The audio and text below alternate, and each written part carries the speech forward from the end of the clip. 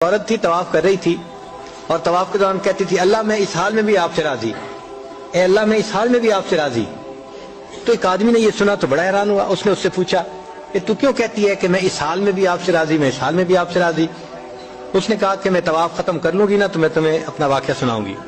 چنانچہ اس عورت نے اپنا واقعہ سنایا کہ میرے 3 بچے تھے، میں گھر کے اندر ایک دن تنور پہ روٹیاں پکا رہی تھی، تو میرے بڑے 2 بچے جو تھے وہ گھر میں کھیل رہے تھے کمرے میں، اچانک مجھے شور کی آواز آئی۔ تو وہ کہتی ہے کہ میں نے جب شور سنا تو میں وہیں سب کچھ چھوڑ کے تنور پر آٹا روٹیاں تو میں کمرے کی طرف بھاگی۔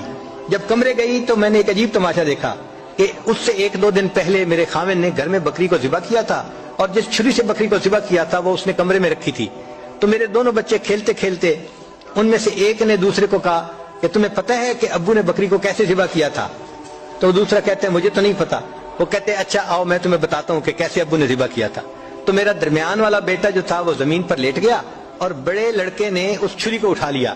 اب وہ چھوٹا بچہ تھا اور اس کو پتہ نہیں تھا کہ چھری کتنی تیز ہے، چنانچہ اس نے اس کے گلے پہ جو چھری چلائی تو گلا تو فوراً کٹ گیا اور خون کا فوارہ چھوٹنے لگا۔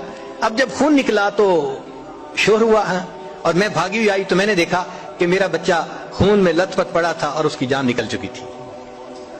اب میں نے سوچا کہ میرا بڑا بیٹا کہاں ہے جس نے یہ حرکت کی تھی؟ وہ ڈر کے بھاگ گیا تھا اور کہیں چھپ گیا تھا۔ کہنے لگی میں نے اسے دوسرے کمروں میں دیکھا تو کہیں نظر نہیں آیا۔ جب صحن میں آئی تو وہاں میں نے تنور کے لیے کچھ لکڑیاں رکھی ہوئی تھیں، ان لکڑیوں کے پیچھے وہ جا کے چھپا تھا۔ کہنے لگی میں نے پیچھے سے اس کو جا کے جب دیکھا تو اس نے مجھے کوئی جواب نہیں دیا۔ جب میں قریب گئی تو مجھے پتا چلا کہ اس جگہ کے اوپر ایک سانپ بیٹھا ہوا تھا۔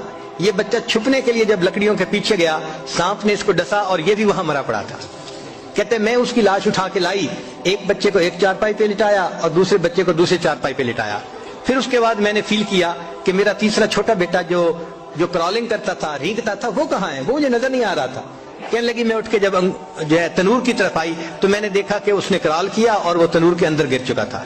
تو میں نے اپنے زندہ بیٹے کو آگ کے اندر پورا جلتا ہوا دیکھا اور وہ بھی فوت ہو گیا تھا۔ تو میں نے تینوں بیٹوں کی لاشوں کو چارپائی پہ رکھا، پھر ان کو نہلایا، ان کو کفن دیے۔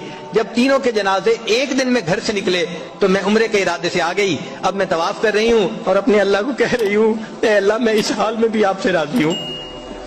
آپ ذرا غور کیجئے نا اس ماں کے دل پہ کیا بیتی ہوگی کہ ایک دن میں جس کے 3 بیٹوں کا جنازہ گھر سے نکلے اور پھر وہ طواف کرتے ہوئے کہہ رہی ہے اے اللہ میں اس حال میں بھی آپ سے راضی ہوں۔ تو ہم نے کہاں غم دیکھے ہیں، کہاں تکلیفیں دیکھی ہیں؟ ہم نے نہیں دیکھی۔ ہمیں تو اللہ نے بہت سہولت کی زندگی دی ہے۔